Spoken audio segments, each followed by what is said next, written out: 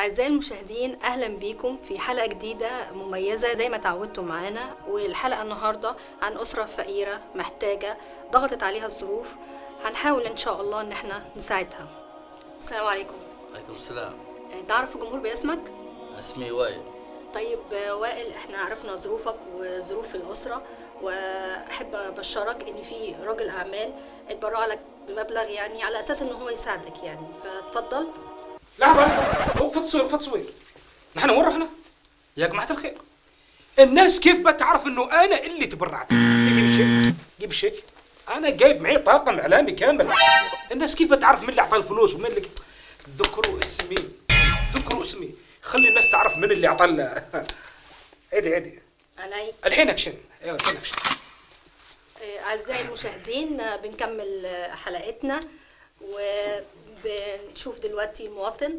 الشيك معاك، نحب نقول لك دلوقتي تحب تقول ايه لرجل اعمال تركي؟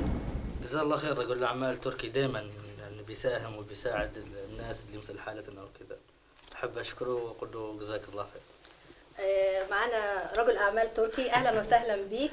تحب نعرف دلوقتي ايه شعورك؟ والله طبيعي، نحن ترى ندور على الاسر اللي هي متعسره والحال عندها ضايق، فنحن ندور على اللقر، ترى نساعدها طبيعي يعني.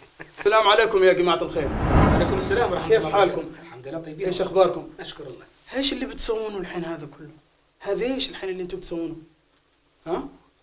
هو انا ايه كل شويه الحلقه تقف فيه ايه؟ انا ماليش دعوه، انا فريق اعلامي بنفذ اللي قاله راجل اعمال تركي. يلا خلاص بناقص الحلقه دي. يلا توكل. ايش فيك يا اخي خير؟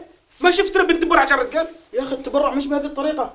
يا اخي انت اذا بغيت تتبرع يا اخي روح له بيته. لا كان بهذه الطريقة يا اخي، لا تفضح الناس. نحن قصدنا بندور على اللقر، لا اكثر ولا اقل. بس الاجر مش بهذه الطريقة يا اخوي، مش بالتصوير، مش بالتناشر.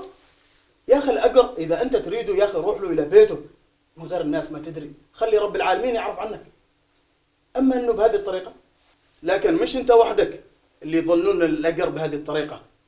الاجر مش بهذه الطريقة، لكن في كثير من الناس اللي يعملون مثل ما انتم بتعملون الحين، لكن ما نقول الا غير ايش؟ الله يهديهم.